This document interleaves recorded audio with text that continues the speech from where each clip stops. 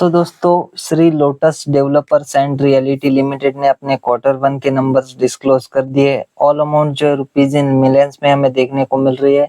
Consolidated number से हम पढ़ेंगे जून का सीक्वेंस कंपनी ने दिया हुआ है। चलिए देखते हैं कि कैसा रहा कंपनी का रेवेन्यू। तो कंपनी का इस क्वार्टर का रेवेन्यू है 61 करोड़। पिछले क्वार्टर में कंपनी का रेवेन्यू था 190 करोड़ और पिछले साल कंपनी ने 120 करोड़ का जो है रेवेन्यू जनरेट किया था। तो 120 का रेवेन्यू आधा होकर 61 करोड़ हो चुका है ईयर ऑन ईयर बेसिस पे। एंड क्वार्टरली 190 का जो रेवेन्यू था वो भी घटकर जो है 61 करोड़ होता हुआ देखने को मिल रहा है। ईयरली क्वार्टरली कंपनी का रेवेन्यू अच्छा खासा गिरता हुआ देखने को मिल रहा है।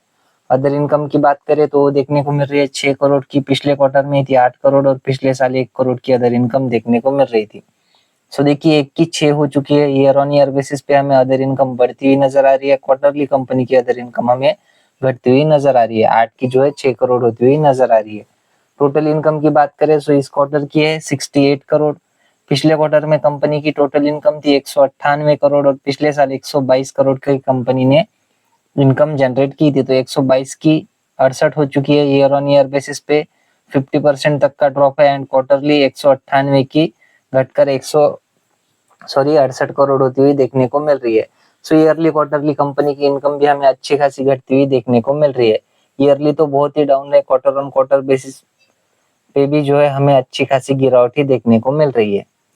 बात करें कंपनी के खर्चों की, कंपनी की इस क्वार्टर के जो खर्चे है वो है 32 करोड़ के। पिछले क्वार्टर में कंपनी ने 81 करोड़ के खर्चे किए थे और पिछले साल 68 करोड़ के खर्चे कंपनी ने किए थे।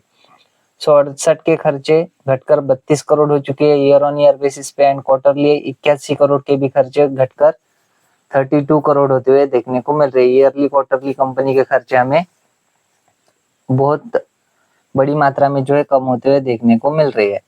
बात करें कंपनी के टैक्स के पहले के प्रॉफिट की तो देखने को मिल रहा है 35 करोड़ का। पिछले क्वार्टर में था 116 करोड़ और पिछले साल 54 करोड़ का कंपनी ने टैक्स के पहले वाला प्रॉफिट जनरेट किया था। तो 54 का हो चुका है 35 करोड़।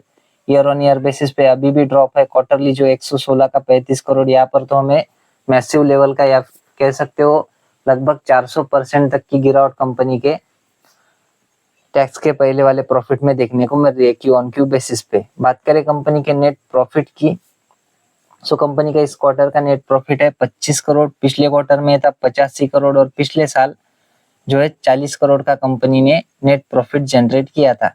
40 का हो चुका है 25 crore. Year on year basis पे अभी भी लगभग कह सकते हो 45% तक ड्रॉप देखने को मिल रहा है। क्वार्टरली भी 85 का सिर्फ 25 होता हुआ देखने को मिल रहा है। यानी कि यहाँ पर भी आप कह सकते हो कि क्यू ऑन क्यू बेसिस पे भी लगभग 75% तक का ड्रॉप आपको देखने को मिल रहा है कंपनी के नेट प्रॉफिट में। बात करें कंपनी की ईपीएस की, इस क्वार्टर का ईपीएस है 59 पैसे। पिछले क्वार्टर में था 1 रुपये 97 पैसे और पिछले साल 1 रुपये का ईपीएस देखने को मिल रहा था।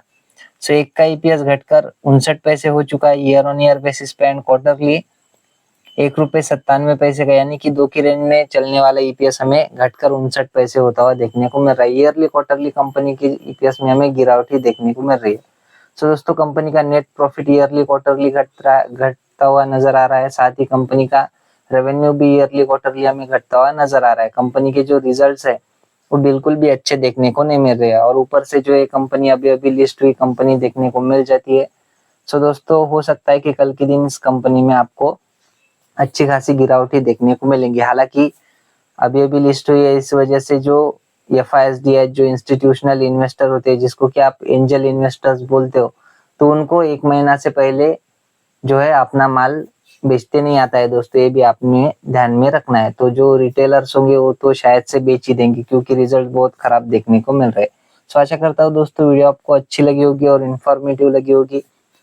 मिलते हैं नेक्स्ट वीडियो में, तब तक के लिए धन्यवाद। बाय।